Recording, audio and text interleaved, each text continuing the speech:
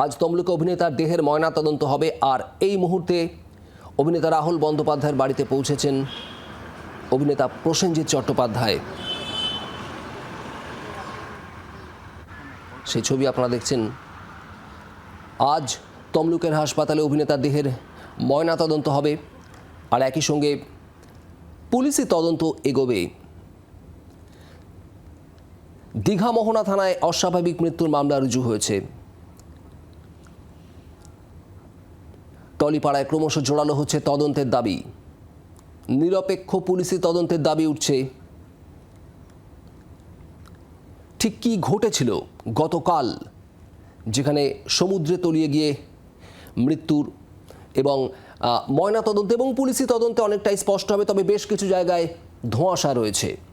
অয়ন ঘোষাল আমাদের প্রতিনিধি রয়েছেন এই মুহূর্তে আমাদের সঙ্গে সরাসরি। অয়ন, একাধিক বয়ান, একাধিক বক্তব্য, সেখানে বিভিন্ন রকমের দাবি এবং তার মধ্যে অনেকগুলোই পরস্পর বিরোধী।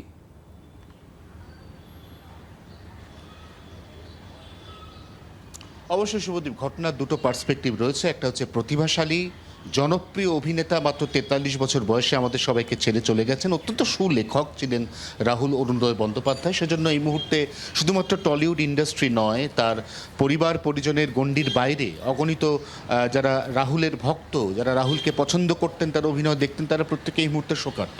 এটা যদি একটা দিক হয়, তাহলে নিঃসন্দেহে দ্বিতীয় দিক হচ্ছে এই মৃত্যুকে ঘিরে ইতিমধ্যে একাধিক রহস্য দানা পাচ্ছে। লীনা গঙ্গোপাধ্যায়, যে মেগা সিরিয়ালের শুটিং চলছে, তার নির্মাতা, তিনি বলছেন তার এই শুটিং শিডিউলে তো জলের ওপর কোনো শুটিং ছিলই না। তাহলে শুটিংটা করলো কারা? পশ্চিমবঙ্গের পুলিশের গণ্ডি পেরিয়ে উড়িষ্যার তালসারিতে শুটিং চলছে। উড়িষ্যা পুলিশ তাকে ইন্টিমেট করা হয়নি। উড়িষ্যা পুলিশ ঘটনার পর খবর পাচ্ছে দীঘা কোস্টাল বা দীঘা মোহনার পুলিশের কাছ থেকে। তার থেকে যেটা গুরুত্বপূর্ণ বিষয়, সেটা হচ্ছে কিভাবে মৃত্যু হয়েছে তা নিয়ে সম্পূর্ণ পরস্পর বিরোধী বয়ান একটার পর একটা। প্রোডাকশন ইউনিটের একটা অংশ তারা এখনও পর্যন্ত দাবি করছে দিনের শেষে শুটিং প্যাক আপ হয়ে গেল, সারাদিনের ক্লান্তি কাটাতে কিছুটা নিরিবিলি সমুদ্র সৈকত দেখে সেখানে এগিয়ে গেলেন রাহুল অরুণোদয় বন্দ্যোপাধ্যায়। এরপর হঠাৎ করেই চরের কাছে, মোহনার কাছে এসে গেল জোয়ার। জলের টানে অনেকটা তিনি ভেতরে তলিয়ে গেলেন, আর উঠতে পারলেন না। এটা একটা তত্ত্ব। এবং দ্বিতীয় তত্ত্ব, সেটা যে শুটিংটা চলছিল সমুদ্রের ওপর, নৌকাতে শুটিং চলছিল, আশপাশে রেস্কিউ বোট ছিল, ড্রোনে টপ শট নেওয়া হচ্ছিল। এই অবস্থায় জোয়ারের বেসামাল ঢেউয়ের ধাক্কায় উল্টে গেল নৌকো, মৃত্যু হলো রাহুল অরুণোদয় বন্দ্যোপাধ্যায়ের। তৃতীয় তত্ত্ব, যে তত্ত্বে তার সহ অভিনেত্রী শ্বেতা মিশ্র, তিনি নিজে দাবি করছেন যে শুটিংটা নৌকার ওপর চলছিল, দুজনেই টাল সামলাতে না পেরে ঢেউয়ের ধাক্কায় পড়ে যান। তিনি পাড়ে ওঠেন, রাহুল পাড়ে উঠতে পারেন না। কিছুক্ষণ বাদে যখন তাকে উদ্ধার করে দীঘা হাসপাতালে নিয়ে যাওয়া হয়, তখন চিকিৎসক তাকে মৃত ঘোষণা করেন।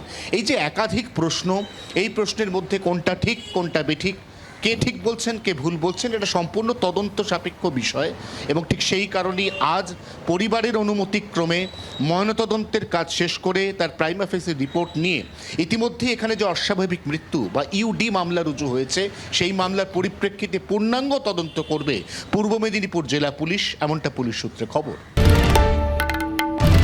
বাংলার আওয়াজ, বাঙালির আবেগ, জি 24 ঘন্টা।